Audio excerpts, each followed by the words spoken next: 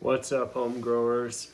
We're in the tent. We're gonna check our parameters with these little cantaloupe seedlings, and let's have a look. And this is something I do every couple days. It's always the same parameters. Check them, adjust them if necessary, and then we can kind of have a little look at the tent. I can just tell you where I'm at for environmental control and show you what's happening. All right, so let's have a look in the hydro bucket. Right, I always like to remove my air stone, make sure it's working, but also it just gives you better readings when you remove it.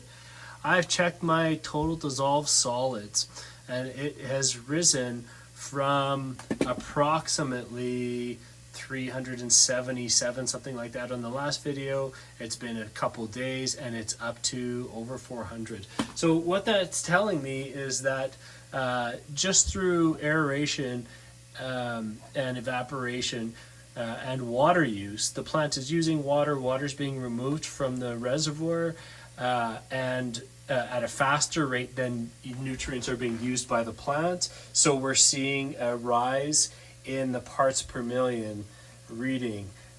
So it's beginning to concentrate. So what we could do, and it's not necessary because it's not really that strong, but let me just show you what I would do. If that was at, say, 450 or 500, and it really starting to concentrate and jeopardize your plant, I mean, just simply take some fluid out and check out the hydro bucket. So awesome, right? You don't even have to lift the plant. You could be scrogged, you could be whatever, but that's what I would do, and that's what I'll do for this plant. It's not gonna we can get it closer to what it's using. So just go ahead and remove some fluid, and then take some pH water, pH to 5.8, nice and cold, and put that back in there. And now you're going to dilute what is in there, and you're going to bring that total dissolved solid reading down, so it's getting closer to just using what it's using instead of concentrating. Okay, the pH was about 5.9, so I'm not going to mess with it. I'm not going to try to get it to 5.8. That's close enough. But what we have here is we have the Oort meter showing the millivolts of 168. So again, like I've said in previous videos, millivolts are always, the millivolts and the sanitization of the fluid is always going to dissipate either naturally or from fighting against contamination. So we're always adding. So what I found was about 20 milliliters of UC roots from clear lines. That brings it up to, from this kind of 200 level up to 450. But I'd rather see it last longer than just 2 days. So today I think I'm going to add 30 milliliters of UC roots. And when I add the 30 milliliters of UC roots, we'll see what that brings it to once it settles. And again, we don't want it to be too strong, but we also want it to be sanitized and not constantly be dropping down. I'd rather see it go up to 600 millivolts and then drop down to, say, 400 after a couple of days, and then I top it up back to 600. Okay, so yeah, so we see immediately, right? We see our millivolts starting to climb with that addition into the solution.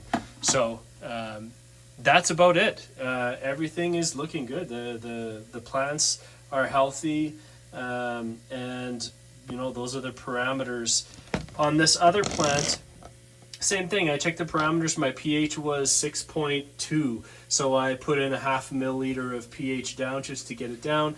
I checked my total dissolved solids, and it's basically 370, just like it was when I mixed it 2 days ago and added nutrients to it. And then same thing, the millivolts has dropped, so I'm going to add 30 milliliters of UC roots to that as well. So that is all I need to do for my hydro buckets for the nutrient solution. So let's have a look at the environment. So for lights, I have this Mars Hydro. I did not adjust the height at all. I just turned it down, and then I'm slowly going to be increasing it. We want to give plants as much light as possible without, giving them too much. So right now, I just turned it up the other day. It was at about maybe 10%. I got it, maybe about 25% right now. The plants seem to be happy and thriving. So that's what we're looking for. Just pay attention to your plants and you'll learn how to kind of read what they like. I have this heater in here, oil heater. This is great. Hot coil radiant heaters that push hot air, I find do not work the best, but these style of radiant heaters work really well. So I'm just dialing this in, and it's about 23 to 25 degrees in here. The plants are loving it. I have the humidity set to 65 degrees, and I have a little fan, and this is just keeping the air circulating and just keeping air on the plants so they're moving, so that makes them nice and strong, just like nature would, providing air to them. I have an exhaust that goes on 15 minutes per hour just to exchange air, and we have our humidifier right here. One thing I noticed about this humidifier, I'm using this one right here, is that make sure if you're using something like this, it just comes up. This tube has to be vertical.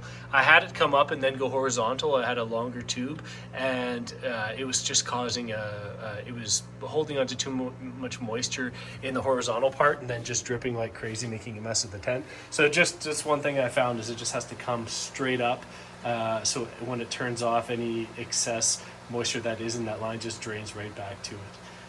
But that is it. This grow is going really well. The plants look healthy, and that's it. Tune in again, and let's continue to grow these plants in hydro buckets in the deep water culture hydroponic fashion.